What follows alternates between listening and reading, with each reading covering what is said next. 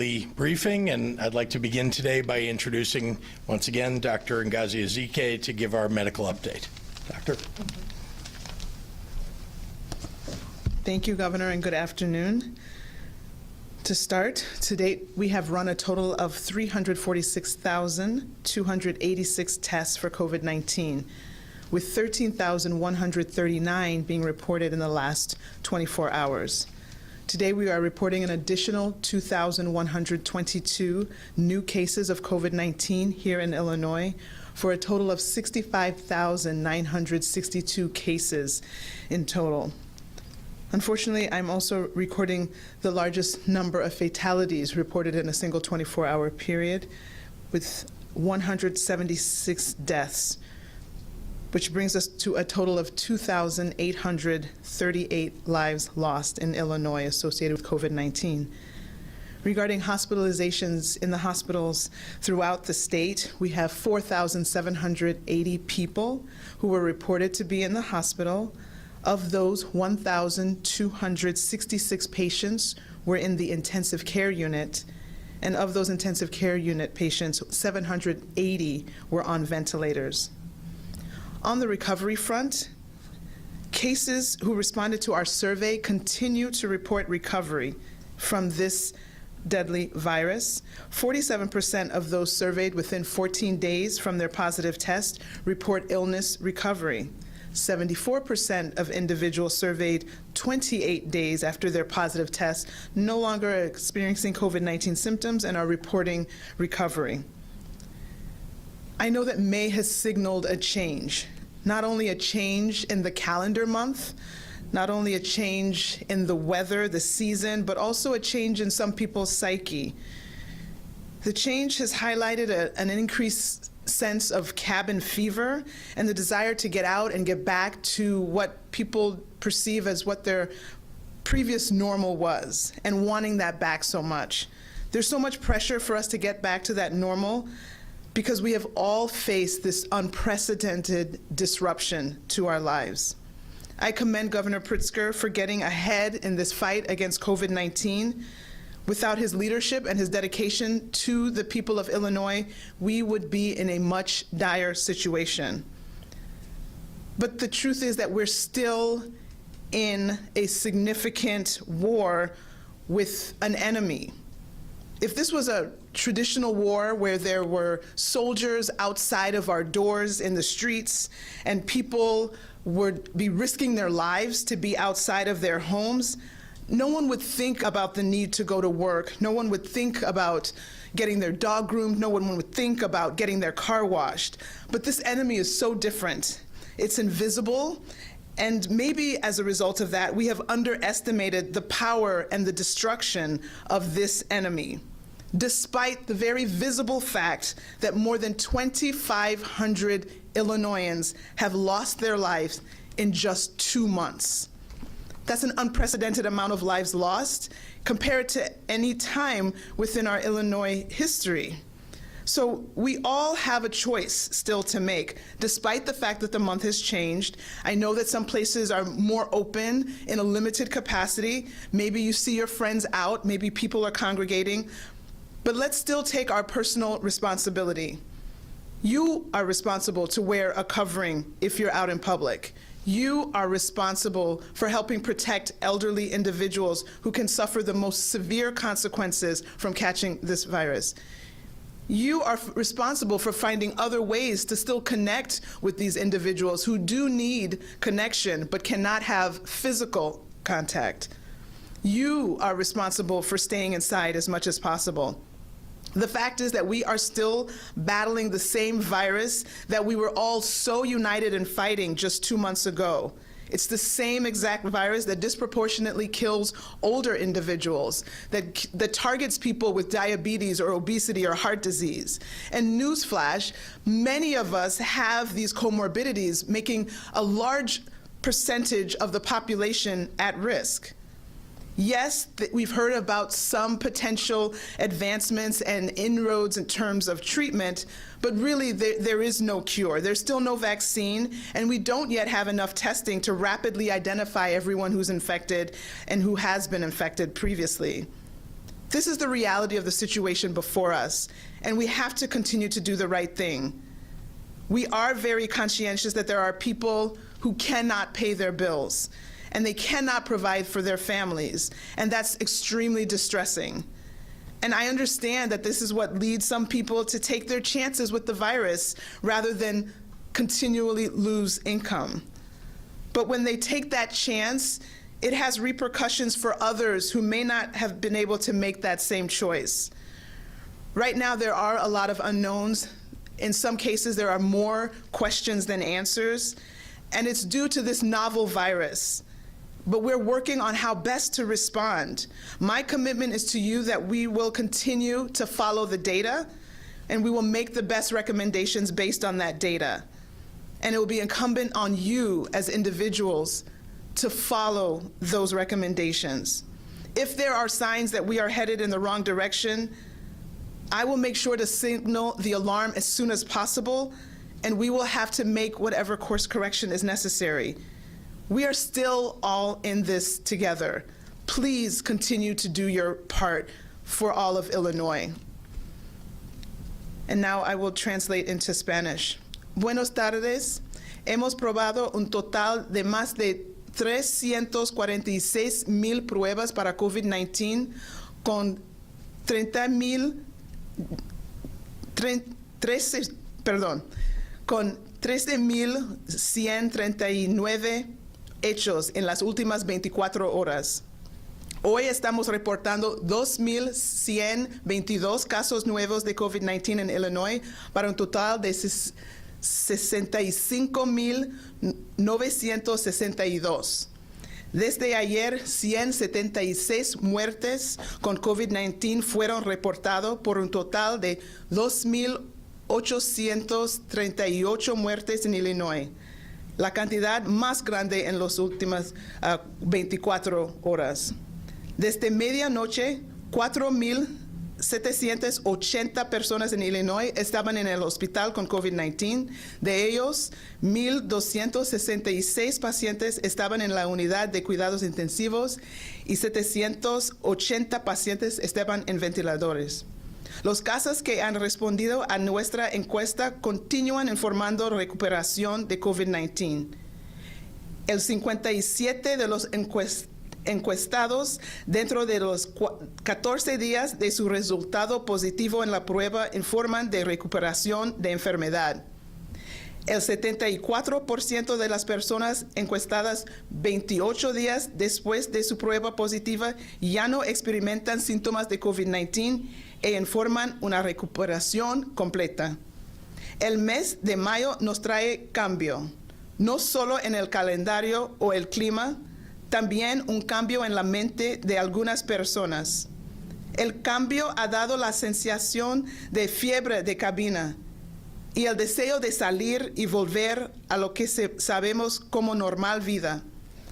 Si estuviéramos en medio de una guerra en que los soldados disparaban a las personas que salieron de sus casas a las calles, nadie pensaría en su necesidad de ir a trabajar, arreglar su perro o lavar su automóvil. Pero como este enemigo es invisible, muchos no han creído en el poder del virus, aunque hay más de 2,500 muertes en Illinois. Esa es una cantidad sin precedentes de vidas perdidas en los últimos 2 meses, en comparación con vidas periodos similares en los últimos años. Todos ustedes todavía tienen una opción, ya que el mes ha cambiado. Hay más lugares abiertos en una capacidad limitada y sus amigos están afuera y se congregan. Esto se trata de responsabilidad personal. Tú eres responsable de cubrirse la cara en público. Tú eres responsable de ayudar a proteger a los ancianos. Y tú eres responsable de quedarse en casa cuando sea posible. La verdad es que todavía estamos luchando contra el mismo virus que mata a las personas mayores con morbilidades como diabetes, obesidad, enfermedades cardíacas. Aunque hay enormes avances en el tratamiento, todavía no hay cura. Todavía no existe una vacuna. y todavía no tenemos suficientes pruebas para identificar rápidamente quién está infectado y quién ha sido infectado. Somos muy conscientes de que hay personas que no pueden pagar sus cuentas y no pueden mantener a sus familias. Y esto es lo que lleva a algunas personas a arriesgarse con el virus en lugar de perder sus cheques de pago. Pero cuando aprovechan esa oportunidad, ponen en riesgo otros que pueden no haber tomado la misma decisión. Pero mi compromiso con usted es seguir los datos y hacer las mejores recomendaciones basadas en esos datos. Si hay señales que vamos en la mala dirección, compartimos esa información inmediatamente y tomar medidas. Estamos contigo en esto, no están solos. Vamos a seguir luchando. Muchísimas gracias.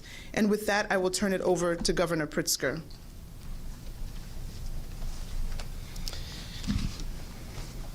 Thank you very much, Dr. Ezike. My fellow Illinoisans, in just the past 2 months, we have seen the world as we knew it turned on its head by an invisible enemy. We've been reminded every day of the preciousness of our collective health. And most of all, what we've seen and is what it's meant for the land of Lincoln, nearly 13 million strong, to pull together with the common mission of keeping each other safe until we can put this pandemic behind us. And the people of our state have proven your mettle. You remain a testament to the very best of humanity by standing up for each other in the hardest of times. Under any circumstances, it would be phenomenally difficult to make the sacrifices that people have made in response to COVID-19. But fighting an unseen enemy with no firm end date and no parameters requires amazing fortitude and stamina. Inasmuch as we can point to the success of having saved thousands of lives because of that fight, we also carry the grief of having lost more than 2,800 Illinoisans to this virus so far. Those are our grandparents. Those are our loved ones. Those are our friends. This is a very real and terrible enemy that has forever altered families here at home and across the nation. And when we talk about what's next, we cannot forget those we have lost and those we will lose in the days and weeks and months ahead. I know that we all have a passionate desire to return to the sense of normalcy that we felt before the world knew of COVID-19. Here's the truth, and I don't like it any more than you do. Until we have a vaccine or an effective treatment or enough widespread immunity that new cases fail to materialize, the option of returning to normalcy doesn't exist. That means we have to figure out how to live with COVID-19 until it can be vanquished, and to do so in a way that best supports our residents' health and our healthcare systems and saves the most lives. With that very much in mind, I want to introduce you to our framework for moving forward. Restore Illinois is a public health plan to safely reintroduce the parts of our lives that have been put on hold in our fight against COVID-19. Science and data are our overarching guardrails for how we move forward. And within those guardrails, I've listened to people from across the state and the nation about what can be done to put us on a path toward normalcy. I've asked nonprofit organizations and school leaders and businesses for their best ideas. I've spoken with kids and parents about how to make sure that there is summer fun. I've heard from Democrats and Republicans, mayors and members of our General Assembly and congressional delegation about what their constituents are telling them. While there's no feasible way to talk to every single official in the state of Illinois, I have made it a priority to listen to and read the plans that have been submitted from a wide-ranging number of representative members of our society. And many of those ideas are incorporated into the executive order that I issued last week, and many more are in the plan that I present to you today. Many members of the General Assembly proposed a regional approach to reopening. Senate Republican leader Bill Brady and his caucus suggested using our EMS regions to shape a reopening plan. Indeed, that's the structure of the plan that I present today.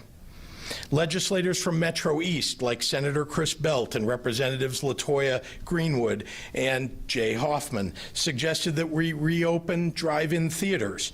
These long-beloved entertainment venues are an old way of doing things made new again, and they can now operate under our most recent stay-at-home order. The Legislative Latino Caucus recommended strengthening the COVID-19 safety protocols in manufacturing and our food supply chains to keep the health of our workers sacred and out of harm's way. Mayor Joe Judge of Mount Carmel was one of the earliest leaders to recommend the expansion of elective surgeries in regions where hospital capacity is available. The House GOP Women's Caucus were right to suggest ensuring the availability of non-emergent health services like mammograms, so that these potentially life-saving procedures don't have to be put off any longer. Mayor Jim Langfelder of Springfield offered early support for a grab-and-go pickup policy at retail businesses, an option now available to these businesses under my May 1st executive order. Representative Andre Tepetti and other Black Caucus members requested that we bring more medical professionals into the Black community, which has been so disproportionately impacted by COVID-19, which we've worked to do by expanding the healthcare workforce with retirees and out-of-state workers. Many regional and municipal reopening approaches have been submitted to me, such as the West Central Illinois Plan from Adams County Chairman Kent Snyder and Quincy Mayor Kyle Moore, or the consultations I've had with Peoria's House Democratic leader Jahan Gordon Booth and Mayor Jim Ardis, as well as many other great ideas that I hear from my regular conversations with other key stakeholders, like Brad Cole of the Illinois Municipal League.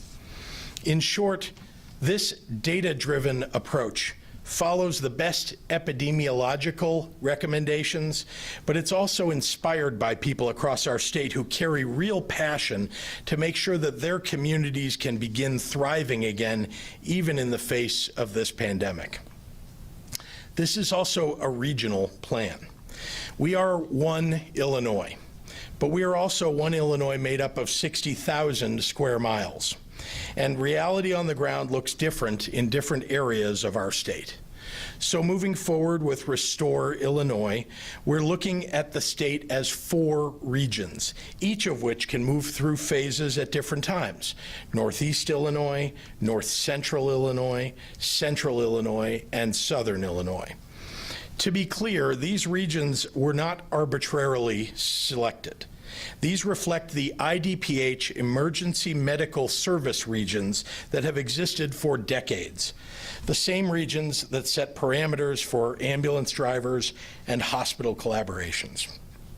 Using the existing medical regional breakdown allows our public health professionals to manage and monitor capacity in an existing framework. Restore Illinois operates with 5 phases, beginning with phase 1, where we saw a state of rapid spread and needed to impose our original stay-at-home order, and ending with phase 5 and a fully reopened economy in a post-COVID-19 world. Let's begin with phase 1, or where we were from early March to April 30th, when Illinois moved to minimum essential operations to bend the curve, to curtail the rapid spread of the virus, to acquire necessary protective and healthcare equipment, and give us time to expand hospital capacity. We've been through this phase once, and no one wants to go backward. Then there's the phase we're in now. That's phase 2, the phase that we entered into with the new May 1st modified stay-at-home order. Many of our Phase 2 mitigations are similar to Phase 1, but adjustments were made to offer flexibility where public health experts told us we could. That's where we've been and where we are. So what's next? Healthcare regions that meet certain thresholds over the next few weeks will be able to move to Phase 3. At that point, with face coverings as the norm, non-essential manufacturing and other non-essential businesses can open in accordance with safety guidance. Telework, wherever possible, is strongly encouraged.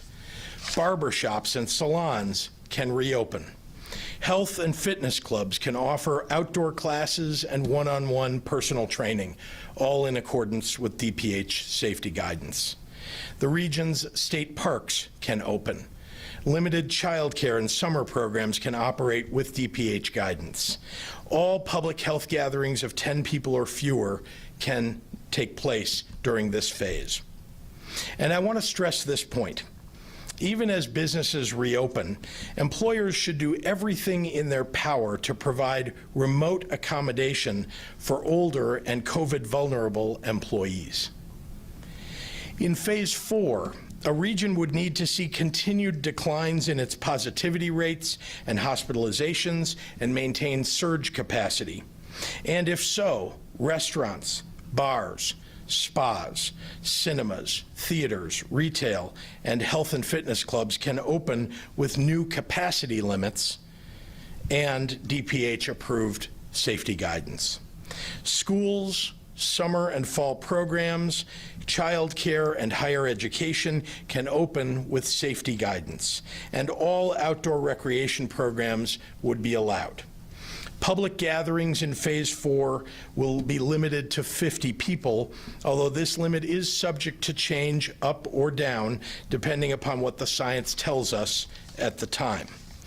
IDPH will watch the identified health metrics closely to determine when regions have attained them, so each can move from Phase 2 to Phases 3 and 4.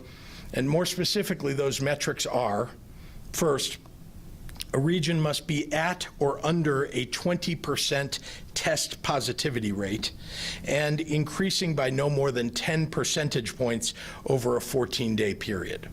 And a region must have either not had an overall increase or must have maintained overall stability in hospital admissions for COVID-like illness in the last 28 days. And a region must maintain the availability of a surge threshold of 14% availability of ICU beds, of medical and surgery beds, and ventilators.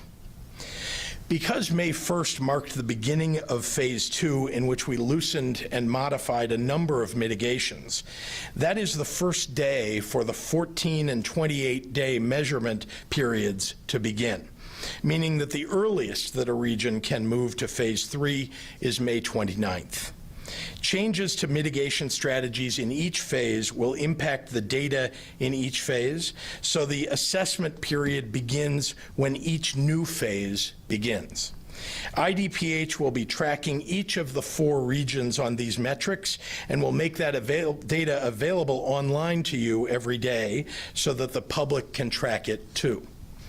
Importantly, just as public health indicators will tell us when to move forward at any time, they could also signal that we need to move backward. IDPH will be tracking metrics here as well. Moving backward is honestly the last thing that anyone wants to do. But if the virus begins to attack more people or the healthcare systems are heading toward becoming overwhelmed in any region, swift action will need to be taken. We have named Phase 4 Revitalization because it is in this phase that everyone in Illinois will be rebuilding what school and work will look like for a while, until we reach the other side of this pandemic. The only way that we can cross into Phase 5, Illinois Restored, with all the sectors of the economy running with completely normal operations, is with a vaccine, or a widely available and highly effective treatment, or with the elimination of any new cases over a sustained period of time. It brings me no joy to say this. But based on what the experts tell us and everything we know about this virus and how easily it spreads in a crowd, large conventions, festivals, and other major events will be on hold until we reach phase 5. I spent decades in business, so I understand the urge to try and flip the switch and reopen our entire economy. Here's the problem. That switch simply does not exist with a virus that can't currently be eliminated by medical science. And I won't open the door to overwhelming our hospital system and possibly tens of thousands of additional deaths by exposing everyone to the virus today just because a loud but tiny minority would like to indulge in that fantasy. On that note, I do want to touch on the enforcement of these phases. At the state level, we don't have the capacity or the desire to police the individual behavior of 12.7 million people. Enforcement comes in many forms, and our first and best option is to rely on Illinoisans working together to see each other through this pandemic. But we are also working with local law enforcement and have asked for their assistance to monitor for violations and consider taking actions when necessary. But that is not the option that anyone prefers. It's important to remember that we put this plan together not only because the state needs a plan, but because mayors need a plan, because small business people need a plan, workers need a plan, everyday Illinoisans need a plan. But this plan, as vetted and data-driven as it is a plan for responding to and recovering from a global pandemic in the 21st century. There is no modern-day precedent for this. We are quite literally writing the playbook as we go. The scientists learn more about this virus every day, and we can and we will make our Restore Illinois plan smarter as we move forward. I'm not afraid to redesign the playbook if the rules change. I know this is difficult. This virus has uprooted lives and caused immeasurable hardship for millions in our state. And the weeks and months ahead will require our resilience, our patience, our persistence, and our sense of solidarity. I still believe that our strongest weapon against COVID-19 is one that this virus can never take away from us, and that's the strength of the people who call Illinois home. Throughout our history, Illinoisans have consistently raised the bar for the nation, and we've done so graciously and humbly and creatively. We were the first state to ratify 2 of the most important amendments to the U.S. Constitution, one abolishing slavery and another one granting women the right to vote. We developed the first cell phone here, the first zipper, the first dishwasher. All were invented here in Illinois. Illinoisans created the first skyscraper and the John Deere tractor. What all these things have in common is that they were the product of a people who have always believed that it is possible to create a better future, to build a better tomorrow. Illinois, over the past 2 months, you have dropped off groceries for your elderly neighbors. You've ordered meals from the family restaurants near you. You've raised funds for nonprofits. You've sewn face masks and face coverings for your communities. You've delivered educational packets to children, danced from your driveways, practiced your faith in new ways, cheered for our frontline heroes. You've been all in for Illinois. And because of your actions, Illinois will lead the nation in redefining what's possible once more. So as we press forward slowly and steadily, let's embody the spirit of our nation's greatest president, Abraham Lincoln, and the wisdom that he offered the nation in the final days of his presidency. With malice toward none, with charity for all, with firmness in the right as God gives us to see the right, let us strive on to finish the work we are in. I believe in the people of Illinois, now more than ever, and together we will finish the work that we are in. Thank you, and now I'd be happy to take any questions from the press. Thank you. Of course, the questions I had received was before this news, so let's talk about this first. Yes. Of the 4 regions, do you see any of them? Can you look ahead, and Dr. Ezike, and think that any of those 4 regions on May 29th might be moving to phase 3? Remember, this is a data-driven and science-driven plan, and so everybody will be able to watch. It's hard for me to just pick out a region and say what will happen in the future. There have been a lot of things that have happened that no one expected. So it's hard for me to point at a region and say this one might go first. But I think that people will be able to follow it every single day. Going on the IDPH website, they'll be able to see what the metrics are and whether they're meeting those metrics. I thought we were already having gatherings of 10. Why is it phase 3 that it's only 10? We have essential gatherings of 10 that are available now, things that fit in that essential category. But in the next phase, it would be any gathering of 10 that people want to have. And then phase 4 is 50, not exactly a huge crowd either. Damage to their homes and thousands without power. The Lebanon area was hit especially hard yesterday. Winds up to 80 to 90 miles per hour caused severe damage throughout the town, overturning vehicles, trees, utility poles, and leaving major damage to over 50 homes. Hundreds of homes and businesses in Lebanon also sustained damage.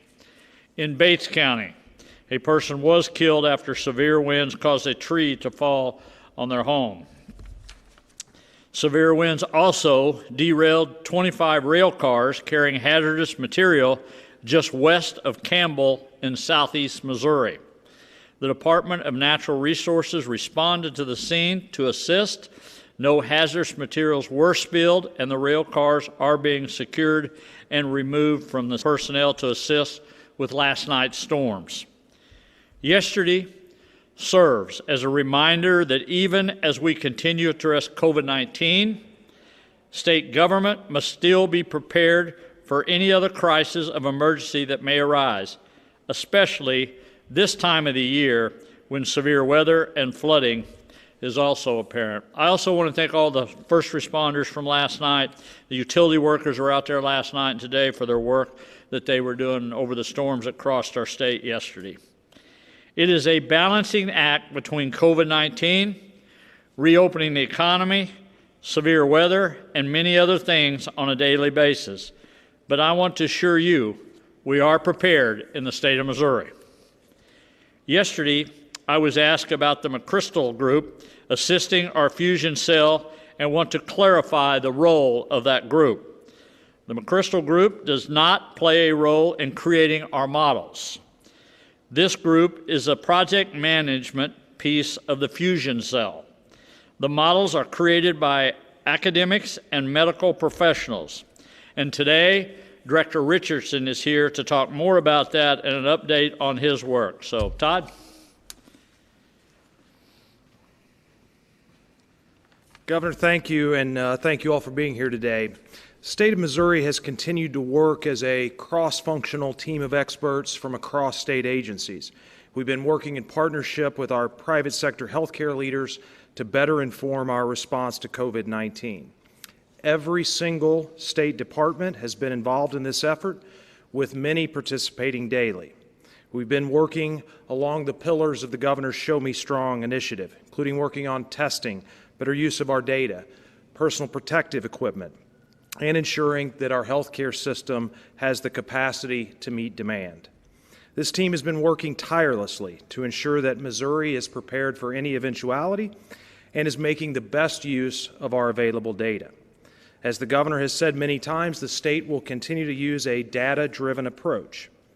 Now, that approach does not rely on any single point of data or metric, but rather uses multiple data points to give us the richest possible picture and understanding of COVID-19 in Missouri. That data includes syndromic surveillance compiled by the Department of Health and Senior Services, our hospitalized COVID-19 cases and deaths. It includes our testing capacity and percent positive rates across our state. It also includes rich data on our healthcare system capacity, and it also includes mathematical disease modeling. Later today, a detailed update on many of those data points will be posted to the Missouri Department of Health website. Some key points from that available data. First, on hospitalized cases. The number of hospitalized COVID cases across our state has declined over the last 2 weeks down nearly 17% since the high water mark in early April. That decline has been more pronounced in regions other than St. Louis, where we are seeing a pronounced flattening, but not a steep decline. Testing volume has increased over the last several days, while at the same time the percent positive rate of those tests continue to decline. And our emergency department utilization data shows a marked decline in individuals presenting to emergency departments with influenza and COVID-like symptoms. It also demonstrates that not every region of our state is the same, and that some areas of our state are experiencing significant decreases in case growth, while others are still experiencing growth. In addition to those key data points and metrics, Missouri has been working hand in hand with researchers at Washington University and the Missouri Hospital Association to create a regional model to inform the state's response. That model is based on hospitalized COVID cases. It is designed to present a range of plausible outcomes based on our current knowledge of COVID-19 in Missouri. It is not designed to be a crystal ball that can predict the future. The model allows us to see the date and the magnitude of peaks across our state and gives us an estimate of the effective transmission rate across a given region.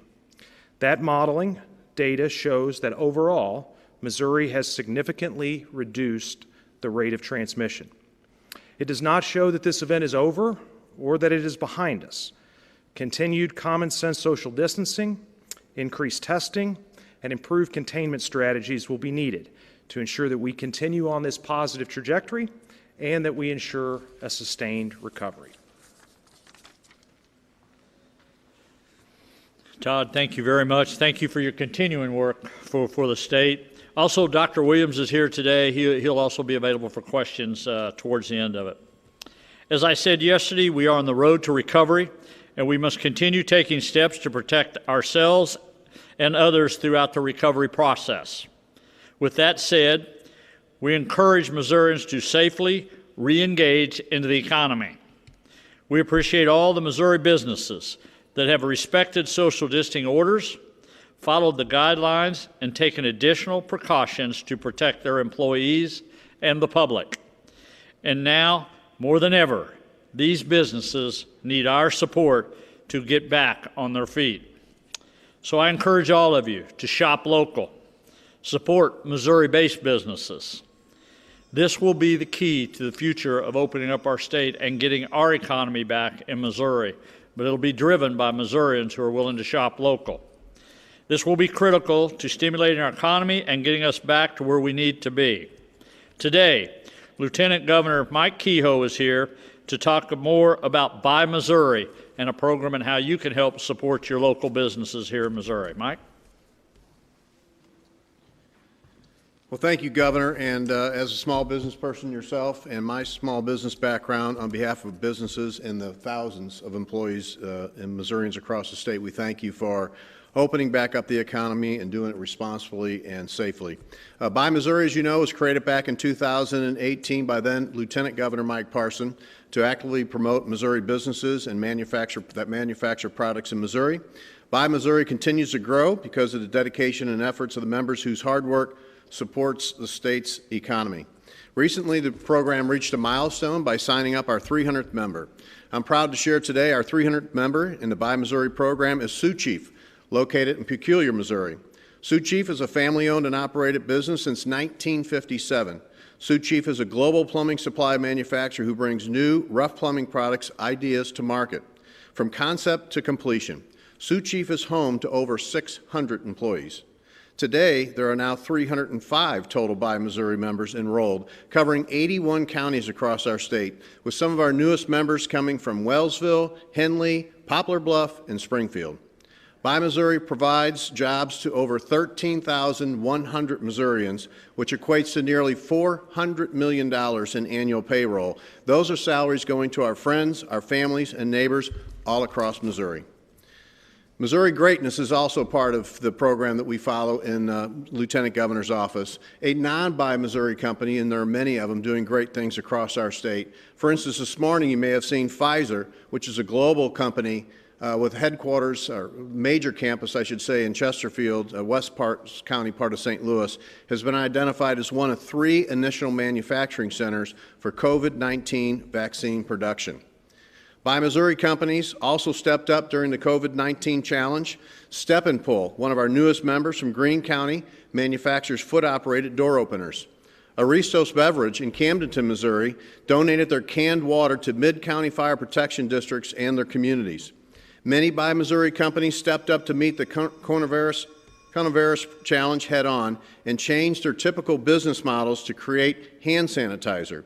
J. Rieger Company and Restless Spirits Distilling in Kansas City, Wood Hat Distillery in New Florence, Missouri, Gunnet Energy and Still 630 Distillery in St. Louis all provided products for first responders and Missourians all across our state. Buy Missouri members such as Trip NT from Kansas City and Ortman Woodcraft in Cape Girardeau have been producing face shield and similar PPEs to assist the state's medical communities. Others have gone to work creating products to protect staff and customers, such as Impact Signs in Sedalia and Pro Design Signs in Eldon, who have developed pandemic products and signage. I also wanted to thank and recognize the Department of Economic Development for creating the online tool that puts Missouri companies that manufacture products and Missouri companies that have need for products together to buy and sell their PPE. In closing, Governor, you've said on numerous occasions, we have learned not to rely on products made outside of this country through this crisis. I can assure you, Governor, Missouri companies and Buy Missouri members have stepped up and are ready. The importance of shopping and buying local has been highlighted by the COVID-19 pandemic. When we buy Missouri, we support our friends and neighbors. Doing so will be even more critical in the coming weeks and months. Thank you. Lieutenant Governor, thank you very much. What an important program you're doing for the state of Missouri. And I also want to, they can go online also and go to Buy Missouri for that, or go to the Lieutenant Governor's office and be able to find out more information about what those businesses are. BuyMissouri.net. BuyMissouri.net. But let me tell you, it is such a crucial time in our state. Again, I want to emphasize, you know, if there's ever a time to maybe support them local business, and I know you have. I know Missourians have been doing that over the last 60 days. But now's the time we really need to support one another out there and support those mom and pop shops on Main Street and really make an effort to go out there and keep our economy going and taking care of our businesses here in our state. It's one of the most important things we can do in the coming weeks to show our support for our fellow Missourians. Tomorrow, we will have an update on child care and the federal funding available through the CARES Act to assist with this. Again, as we work through the reopening and the recovery process, I want to remind all Missourians to continue making safe, smart, and responsible choices and maintaining social distancing. This is the most important thing we can do to keep COVID-19 under control and stay on the path to recovery. Thank you again today, and God bless. Kelly, questions? Yes. Hi, Governor. The mayor of St. Louis, Lyda Krewson, is concerned about how the money, the federal money, is being divvied up. That she believes that St. Louis city of St. Louis should be getting more. Have you spoken with her and explained your position at this point? Yeah, we've talked to the mayors, we've talked to the county executives, we've talked to several of them. I think there's probably a lot of attention being paid to the formula that was used to get the money out the door. The main thing we were trying to do was get that federal money to the local levels as soon as we could. As a matter of fact, we got that within 10 days and got it out there. It's really not about how the formula was, it was about the expenses you have at COVID-19. So it's a matter of getting the money out there, and at the end of the day, it has to be a reimbursement for COVID-19. So if you take St. Louis, the mayor up there is going to be a much different formula than what it's going to be in some small rural county as far as expenses go. So at the end of the day, I think it's important to realize the money is to be utilized to recover expenses to COVID-19, not somewhat to backfill the money. So whatever the formula was, that was originally was to get it out the door.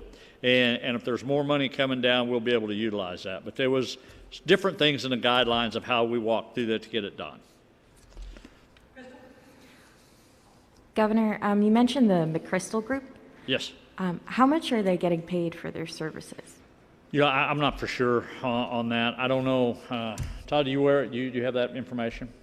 Let me let Todd speak to that. Yeah, thanks for the question. The McChrystal Group's here at no expense to the state in partnership with the Missouri Foundation for Health, who's been engaged in public health response for a long time. We were able to bring them here, so it's not at any cost to the taxpayers. Do you know how much the foundation is paying the McChrystal Group? I don't know the answer to that. Does the state have a contract with the McChrystal Group? We do not have a contract with the McChrystal Group. There is a memorandum of understanding, as we normally have in these situations, that outline the roles and responsibilities of each group, though.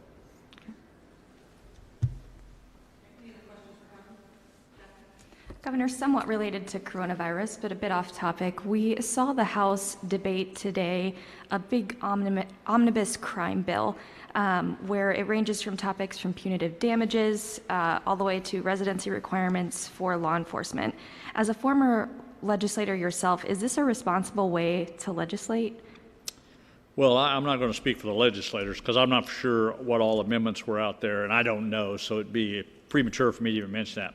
Look, the one thing I do know from the governor's role and from a legislator, omnibus bills are always some of those things that people try to put a lot of things in at the last, and a lot of times they die under their own weight or they have constitutional problems by the time they get to our office or something. So all of those things we'll be looking for as they put these omnibus bills back together. But the reality of it is we'll be very selective in those this year to make sure what all's in them. And if there's ever a time really to be as efficient as we can be, now's the time to be that with everything else going on in this state. I think it's important to do that. But I don't know what all's in there right now.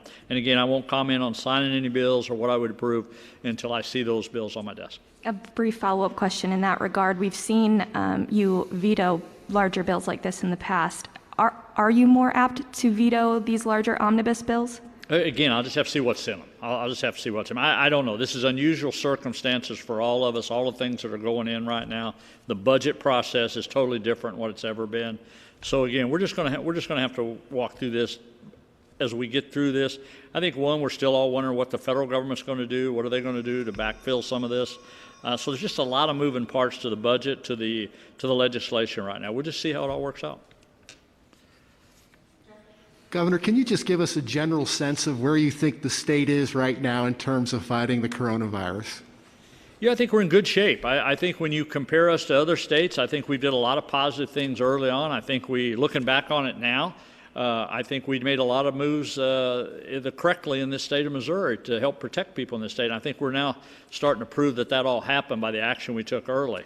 I think having our own information in the state early on was crucial to make decisions, and as we see now, with the rates going down on the positive rates, even the death rate somewhat, which lags behind this, is we're moving in the right direction. And again, it's because we're making smart decisions, we're making informed decisions, and not just reacting to whatever the story might be of the day or whatever people might think. It's really based on that data, how we attack things and how we do that. The two main things that we're doing is the testing's picking up, which is extremely important.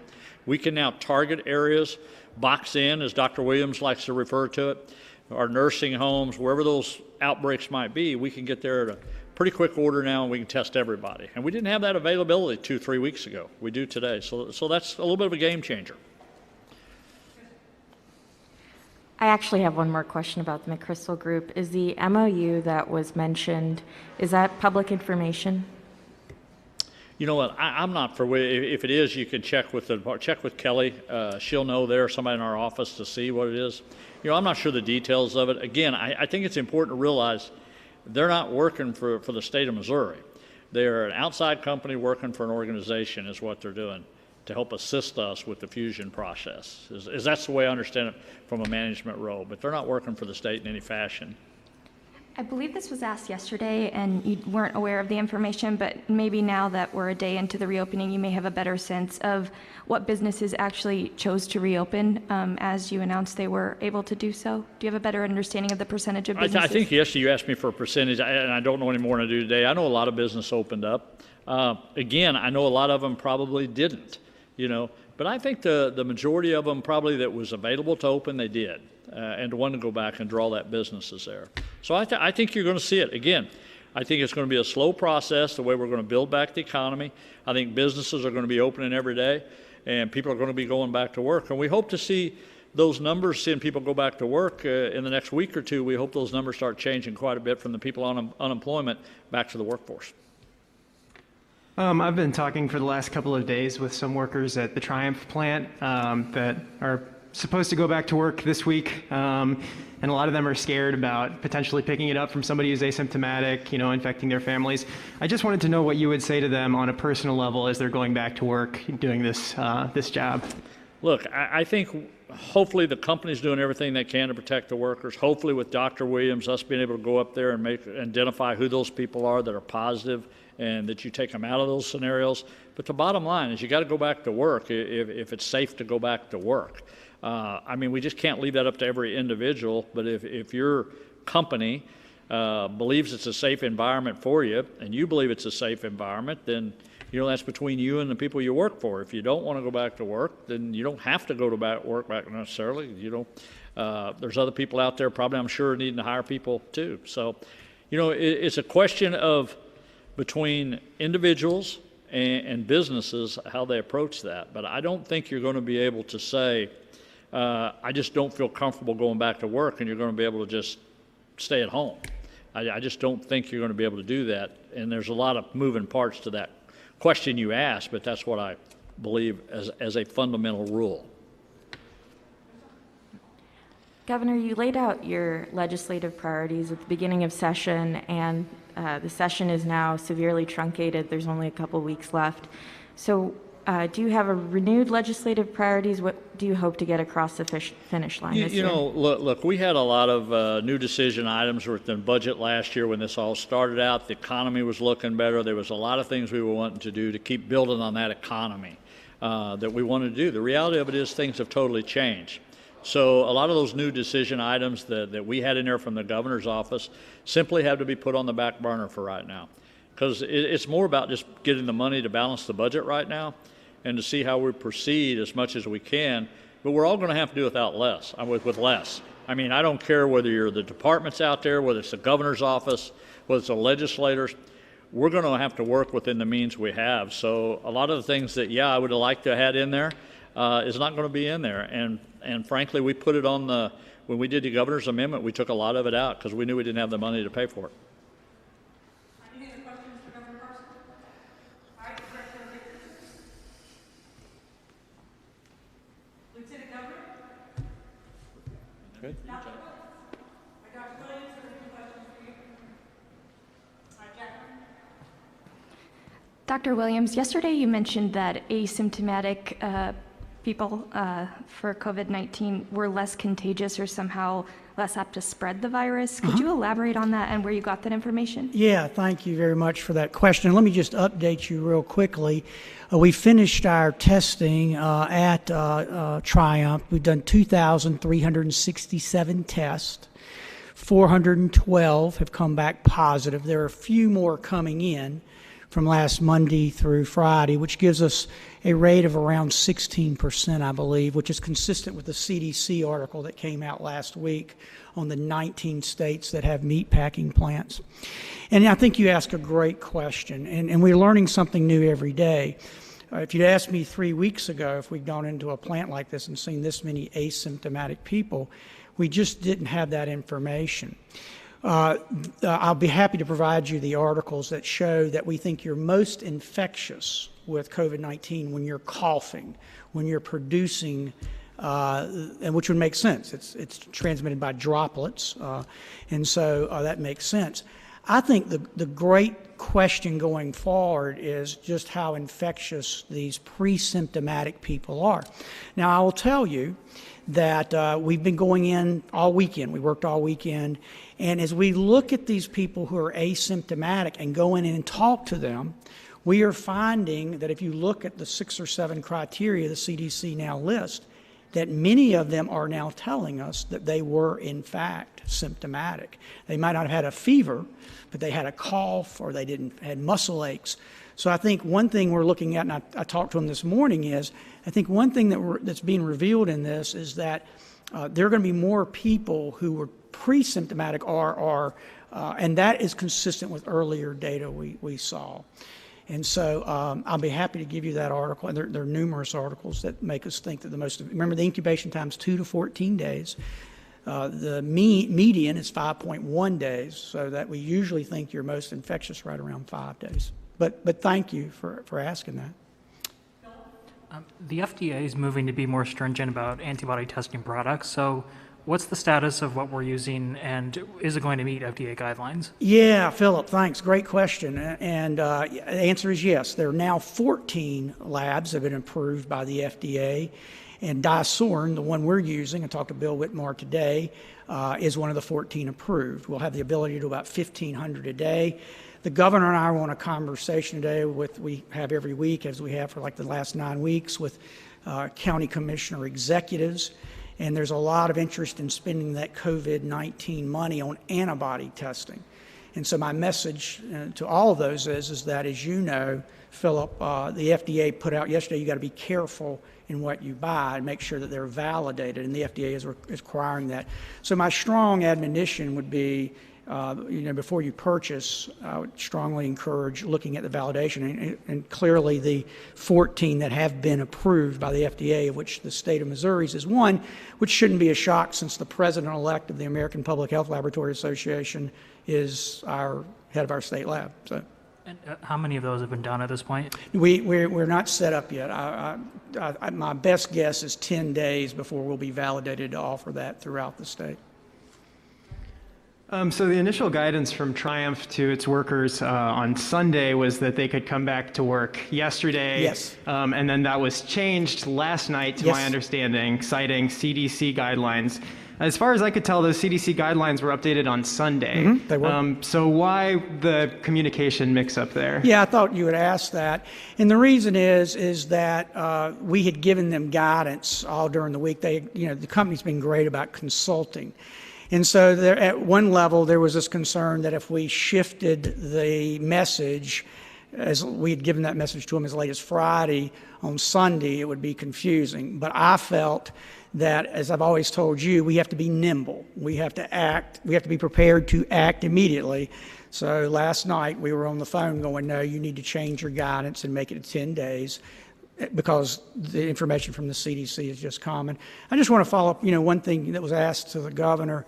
One thing I would say to these workers is just thank you. I mean, we've learned a lot about this virus. We know that perhaps 10 to 14% of cases are among healthcare workers, and we recognize those as heroes. We have the Blue Angels, and we have the Thunderbirds fly over New York. We have a B-2 fly over from Whiteman fly over Kansas City. As I told Matt, I hope that B-2 turned right on its way back to Whiteman and flew over St. Joseph's.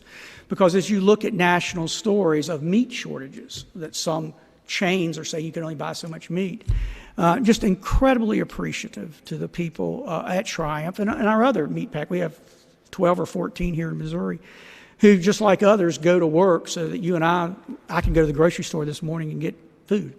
So just want to add that we all just incredibly appreciate what they're doing. And then, sorry, just a quick clarification as well. I know that as part of the asymptomatic testing outside of Triumph, to my knowledge, the samples that were done in 12 counties across the state, I think it was like 4,000 tests. To my knowledge, for that, you just had to register. You didn't have to work at a specific plant. And so could you clarify why, for example, in Marshall, where they had 20 ConAgra workers test positive, they didn't get 3,000 tests or whatever specific for that? Yeah, it's going to be a little bit of a lengthy answer because we're conflating things. The 12 counties we tested, even though one of them was Saline, where Cargill and ConAgra are, those had nothing to do with their plants. We were just going into communities that felt like they hadn't had as much robust testing in conversations I've had with them. In Saline, the health director, that was one of them. Perry County was one of them. The governor and I were on a phone call in which they said from Perry County, we wished we had more testing because people are coming across the bridge from Illinois. So that's how those counties were picked. And so that's that. Now, that's completely different than the testing we're doing in plants. And so we've been in Monotile County last week, checked everybody there, did 115 tests, 2 came back positive. ConAgra had already tested their employees. Cargill had tested many of them, but not all of them. And then on Monday, we'll be in Milan and doing 1,500 tests that they've asked us to do.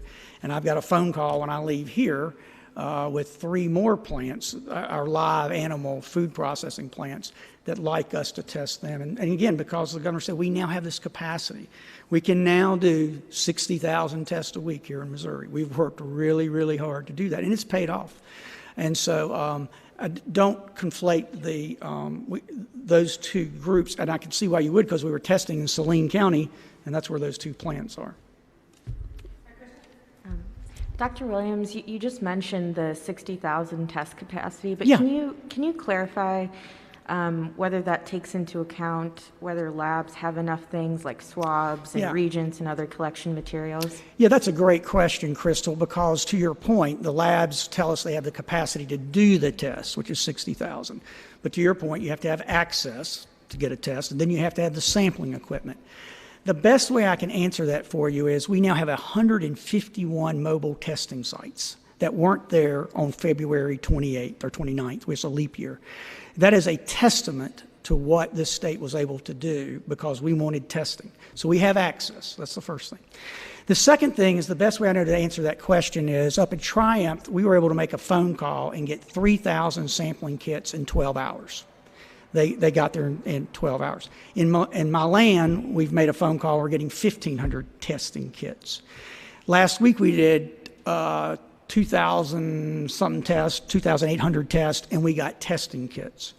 So at this moment in time, and I've called LabCorp, Scott Zimmerman, the national director. He says they have the testing kits.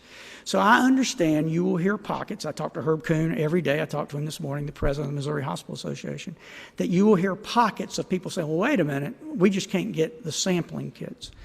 But by and large, I don't think that's true. I wouldn't deny that there are certain places, but by and large, I'm told, and it's been my experience in the last 10 days, that more likely than not, we can usually get those. So does the state have a reserve of those materials? We have a reserve that we're using in our boxed-in therapy a lot, boxed-in treatment, and that runs from 2,000 to 5,000. And I'll be happy to share with you, we got a email from the White House, today's Tuesday, 5 days ago, promising a huge store that's on its way, and I'm happy to share that. That's public knowledge. I'm happy to share that with you. So I feel very good, and I understand your question because that's been a problem in the past. Based on what the White House is sending the state of Missouri, and based on what I'm hearing from our commercial lab partners, and Bill and I talk to them all the time, we think we're going to be in a very good place with our testing, our sampling kits. I think the White House promising supplies is big news. Do you know when those supplies are supposed to reach Missouri? Yeah, I saw the email traffic today, and Bill had given them an address, and it was going back between SEMA and Bill, you know, that they were supposed to arrive. But I'll be glad to follow up with you when they actually hit the door. How's that? Do you have a number as how many kits? I did, but I just can't remember it in my head. It was pallets. I remember that, and there were so many in a pallet, and I just didn't do the math. I remember Bill emailing me going, now that's what you call a bunch. I just wanted to give you the opportunity to clarify as well. You mentioned asymptomatic testing and then also mentioned that some people are pre-symptomatic or they show symptoms at different times. So can you clarify whether people are actually asymptomatic or pre-symptomatic and how much we know about that? Yeah, I think going forward we're going to learn a lot more. I really do. But, you know, one of the things we learned from King County in Washington is that when you went in and you identified people as asymptomatic, you know, and tested them, about 80% of these people living in a nursing home would go on to develop symptoms. They would start coughing, they'd have fevers and all that. As we're in Triumph, so far in our case contacts this weekend, we're finding that of those people that we said were asymptomatic, when you go and actually talk to them after they've tested positive, I looked at the numbers this morning, I want to say it was 49% are saying, oh, well, now that you asked me, yeah, I did have this or that. And so that's part of what we're learning. And then the next question would be that we're going to learn is, of that cohort, how many and how infectious are they during that time? between when we test them and they become symptomatic. So, again, thank you very much. I want to thank you for your reporting yesterday. It was kind of a complex thing about testing with the large numbers. I mean, you could do a headline today, state cuts new cases by half in one day, and as we've talked about, that really wouldn't be representative. But I read your articles and watched, and I felt like you did a fair job of representing kind of what that spike was, because we're down to 163 new cases a day, which is where we were for a good while before that. So I do thank you for that. All right, just finishing up, we done here today, I think, with questions. Thanks everybody for being here today. We'll be back tomorrow. I think the child care will be a big issue for a lot of people around the state, so hopefully we'll get some details about that. We did also earlier today talk to the federal coalition in D.C. about some of the issues we're facing here in Missouri that they're working on. So good conversations there, trying to see what the next move might be on the federal level. But again, we're in constant contact with them. So I appreciate their involvement, what they're trying to do to help us all here in the state of Missouri.